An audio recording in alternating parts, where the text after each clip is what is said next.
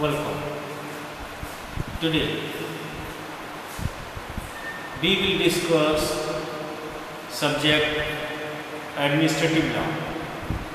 Topic administrative tribunal.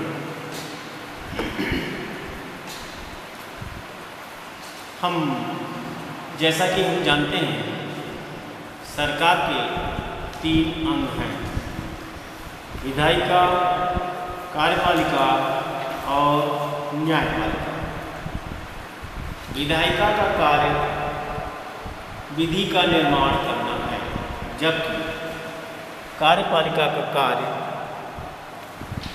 विधि को लागू करना है। लेकिन इसी में जो कार्य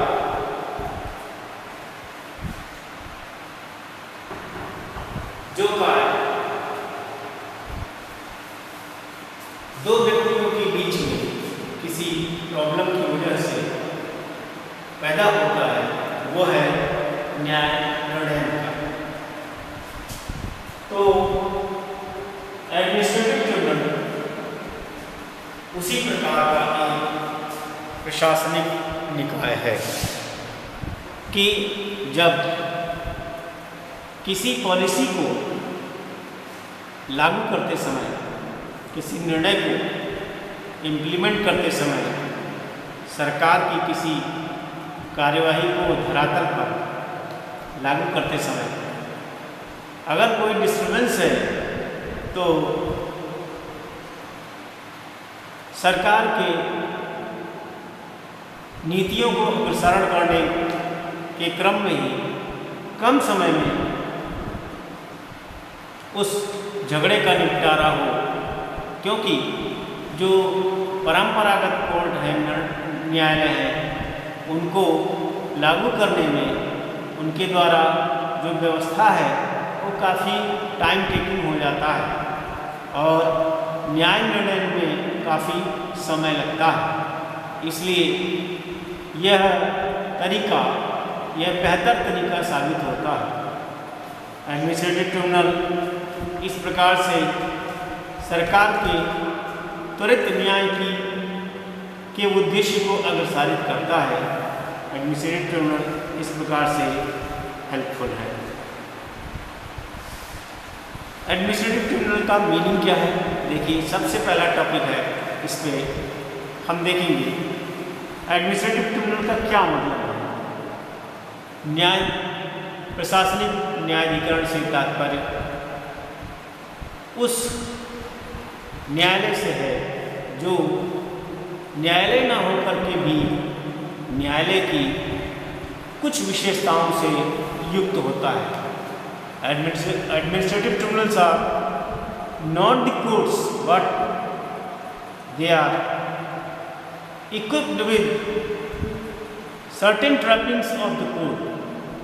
In this sense, they have some characteristics of the court, that is, to settle the dispute between two contesting parties in Durga Shankar Mehta versus Raghuraj Singh. The Supreme Court held the expression tribunal is included in Article 136 that the administrative tribunal has some trappings of the courts but not all characteristics of the court. In this way, administrative tribunal is misnomer, एक भ्रमपूर्ण स्थिति create करता है जिसमें प्रशासनिक न्यायाधिकरण जैसा इसका नाम है उसके हिसाब से इसमें केवल कुछ गुण पाए जाते हैं। It has certain trappings of the code, not all trappings. तो इस प्रकार इसमें कुछ विशेषताएं होती हैं जो सारे विशेषताएं नहीं, विशेषताएं होती हैं। अब दूसरा टॉपिक है reasons for the growth of administrative tribunal. प्रमुख कारण क्या है जिसकी वजह से प्रशासनिक न्यायाधिकरण का जन्म हुआ? पहला कारण यही हो सकता है कि परंपरागत न्यायालयों में प्रक्रियाएं जटिल होती थी और काफ़ी समय लेती थी। दूसरा कारण, पक्षकार अगर अपने मामले की सुनवाई के लिए उपस्थित नहीं हैं तो काफ़ी समय लगता था उनको बुलाने में, नोटिस में, सम्मन में, तामिला में, और एक पक्षकार इस तरह से मामले को डिले करता हुआ प्रतीत होता था। तीसरा कारण हो सकता है कि थ्रू एडमिनिस्ट्रेटिव ट्रिब्यूनल एडमिनिस्ट्रेशन में अवॉइड टेक्निकलिटीज, अर्थात जो प्रशासनिक प्राधिकारी हैं, न्यायाधिकरण के जो सदस्यगण हैं, वो परंपरागत न्यायालय की त्रुटियों को दूर कर सकते हैं, उनसे बच सकते हैं। इसके अलावा जो अगला महत्वपूर्ण कारण है वो ये है कि एडमिनिस्ट्रेटिव ट्रिब्यूनल के जरिए कुछ महत्वपूर्ण सावधानियां बरतते हुए प्रशासन कुछ सावधानीपूर्ण निर्णय ले सकता है, प्रिवेंटिव मेजर्स ले सकता है।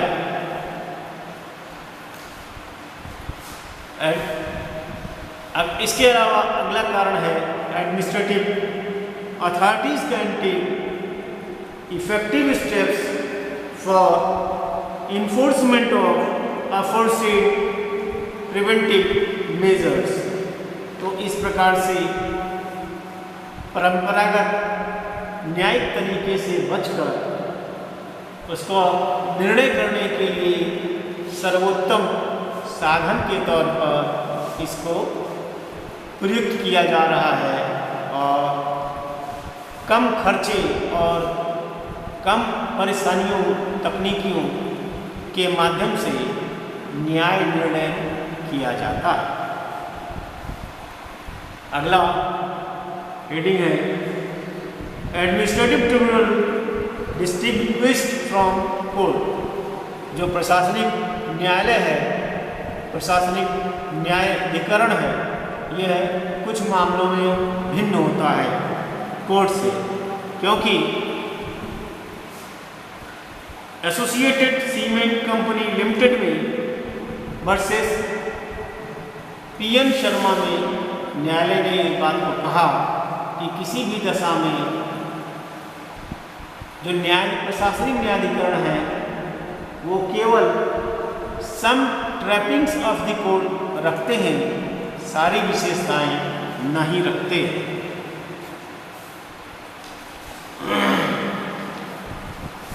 अब अगली हेडिंग है कैरेक्टरिस्टिक्स ऑफ एडमिनिस्ट्रेटिव ट्रिब्यूनल। एक नंबर पे N administrative tribunal is the creation of statute. एक प्रशासनिक न्यायाधिकरण संविधि के द्वारा निर्मित होता है।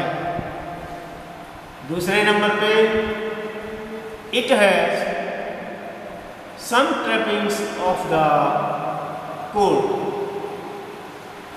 प्रशासनिक न्यायाधिकरण में कुछ विशेषताएं परंपरागत न्यायालय की होती हैं, समस्त नहीं। इसके अलावा कुछ अंतर और है, जैसे administrative tribunal is not bound by strict rules of evidence and procedure। Administrative tribunal जो है वह एविडेंस और प्रोसीजर के सभी रूल्स से बाध्य नहीं है। इस प्रकार से कैरेक्टरिस्टिक्स ऑफ एडमिनिस्ट्रेटिव ट्रिब्यूनल प्रमुख रूप से ये आपको बताया। अब एक नया टॉपिक इसी का है वर्किंग्स ऑफ द ट्रिब्यूनल। कार्यवाही कैसे, जो प्रशासनिक न्यायाधिकरण है उनकी कार्यवाही कैसे संचालित होती है। सामान्यतया समय, तकनीकी बाध्यताएं और जटिलताओं से बचने के लिए प्रशासनिक न्यायाधिकरण का तरीका अपनाया जाता है। इसलिए कम से कम समय में किसी भी विवाद का निपटारा हो, ऐसा प्रयास किया जाता है कि उसमें तकनीकी जटिलताओं को कम किया जाए और प्रशासनिक नीतियों को लागू करते समय कम से कम ग्रीवांस उत्पन्न हो। नेक्स्ट हेडिंग है administrative tribunal and rules of procedure and evidence. वैसे तो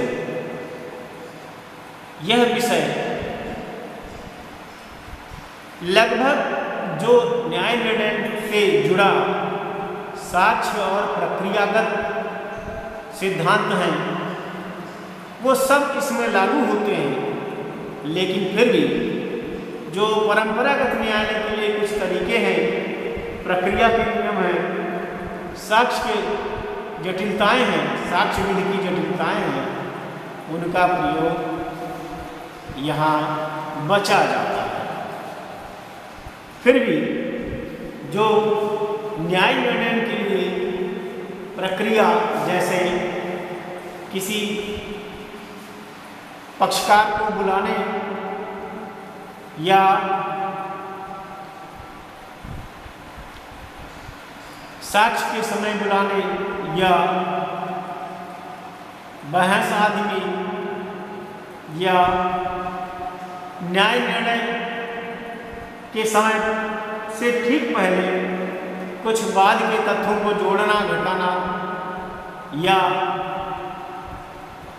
न्याय निर्णय हो गया उसको लागू करते समय जो नियम हैं प्रक्रिया विधि के, साक्ष्य से संबंधित, साक्ष्य विधि से संबंधित, उन आवश्यक नियमों का पालन किया जाता है, लेकिन न्यूनतम जटिलताओं से प्रयोग करके उसका पालन किया जाता है। इस प्रकार ये आवश्यक व्यवस्था इसके अनुपालन में की जाती है। अब अगला हेडिंग है रीजंस फॉर डिसीजन। क्या प्रशासनिक न्यायाधिकरण प्राकृतिक न्याय के उस प्रमुख निर्णय का अनुसरण करने के लिए बाध्य हैं? तो इसका निराकरण यही है कि उनका न्याय निर्णय किसी अन्य फोरम पर अगर पक्षकार के द्वारा ले जाए जाने पर जाए तो पक्षकार अगर नहीं संतुष्ट हैं तो उनके सामने व्यवस्था उपलब्ध रहे और वहाँ पर वो उसका अनुपालन कर सकें। इसके लिए यह उपबंध किया जाता है कि वो किसी भी दशा में उस न्याय निर्णय का स्पीकिंग ऑर्डर रीजन के साथ जो डिसीजन दिया जाए, ताकि अगर क्षुब्ध पक्षकार किसी उचित न्याय के फोरम पर जाना चाहे तो उसे असुविधा ना हो, न्यायिक प्रक्रिया सुगमतापूर्वक संपादित हो सके। इस प्रकार एडमिनिस्ट्रेटिव ट्रिब्यूनल के ये प्रमुख बिंदु रहे हैं। अब एक महत्वपूर्ण विषय इसी एडमिनिस्ट्रेटिव ट्रिब्यूनल से जुड़ा है, रिव्यू ऑफ डिसीजंस। क्या प्रशासनिक न्यायाधिकरण अपने ही जजमेंट का रिव्यू कर सकता है? सामान्य प्रक्रिया में यह है कि एक बार निर्णय देने के बाद न्यायाधिकरण उस प्रक्रिया से अपने आप को अलग कर लेती है, लेकिन अगर उसमें कोई मिस्टेक है, कोई क्लर्कल मिस्टेक है या और कोई प्रकार का मिस्टेक है जो अपरेंट ऑन रिकॉर्ड है, तो उसका निराकरण, उसका निर्मूलन किया जा सकता है। एक अन्य विषय है जो सामान्य कोर्ट में लागू होता है, डॉक्ट्रिन ऑफ रेस जुडिकेटा, प्रांग न्याय का सिद्धांत। तो प्रांग न्याय के सिद्धांत में जो व्यवस्था है कि वंस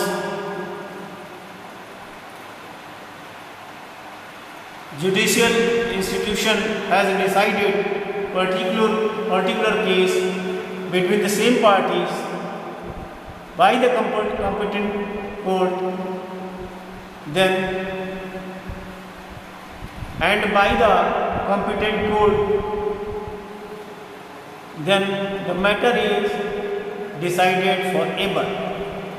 तो यह सिद्धांत यहाँ भी लागू होता है कि सेम फैक्ट्स पर सेम पार्टीज के बीच में कॉम्पिटेंट कोर्ट ने अगर डिसाइड कर दिया है तो अमूमन उस मामले पर पुनः सुनवाई वही न्यायालय नहीं करेगा। यह डॉक्ट्रिन ऑफ रेस जुडिकेटा का जो सिद्धांत है वो सेम फैक्ट और सेम कोर्ट का जो सिद्धांत है वो यहाँ भी लागू होता है। लेकिन अगर न्यू फैक्ट्स हैं, बाकी तीन चीज़ें same court, same party, same similar jurisdiction, तो वो सब चीज़ यहाँ लागू नहीं होगी। अर्थात अगर न्यू फैक्ट्स हैं तो वो वहाँ पर डॉक्ट्रिन ऑफ रेस जुडिकेटा लागू नहीं होगा। इस प्रकार से अब एक नया बिंदु इस एडमिनिस्ट्रेटिव ट्रिब्यूनल से जुड़ा है, वो है whether administrative tribunal is bound by doctrine of decisions of High Court and Supreme Court. The answer is yes, they are bound by the decision of Supreme Court and High Court.